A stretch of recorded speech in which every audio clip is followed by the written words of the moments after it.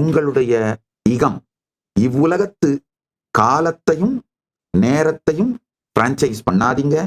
அகம் உங்களுடைய inner dialogue, emotional baseline, energetic poster இதையும் உங்க அன்கான்சியஸ்னஸுக்கு பிரான்ச்சைஸ் பண்ணாதீங்க. அவேர்னஸோட சாட்சியா இருக்கு கான்சியஸா உங்களுடைய இன்னர் டயலாகையும் எமோஷனல் பேஸ்லைனையும் எனர்ஜெட்டிக் போஸ்டரையும் நீங்க பில்டு பண்ணலன்னா நீங்க பார்க்குற சோசியல் மீடியா அந்த இன்ஃப்ளூயன்சர்ஸ் அவங்கெல்லாம் உங்களை பில்டு பண்ணிட்டு இருப்பாங்க. அதை நல்லா புரிஞ்சுக்கோங்க. எந்தெந்த ரீல்ஸ் எல்லாம் உட்காந்து நோண்டிட்டு இருக்கீங்களோ, யார் யாரையெல்லாம் ரசிச்சு பார்த்துட்டு இருக்கீங்களோ, அந்த ரீல்ஸ் போடுறவங்க இன்ஃப்ளூயன்ஸ் பண்றவங்க அவங்க எல்லாம் உங்களுடைய இன்னர் டயலாகையும் எமோஷனல் பேஸ்லைனையும் எனர்ஜெட்டிக் போஸ்டரையும் வளர்த்துட்டு இருப்பாங்க.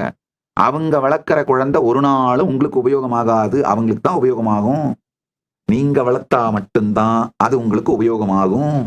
உள்ளுக்குள்ள இருக்கிற அகத்தையோ இகத்தையோ வெளியில இன்னொருத்தருக்கு பிரான்ச்சைஸ் பண்ணி விடுறத நிறுத்துங்க.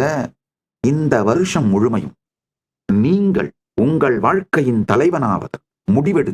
அது மாதிரி செயல்கள்ல இறங்குங்கய்யா.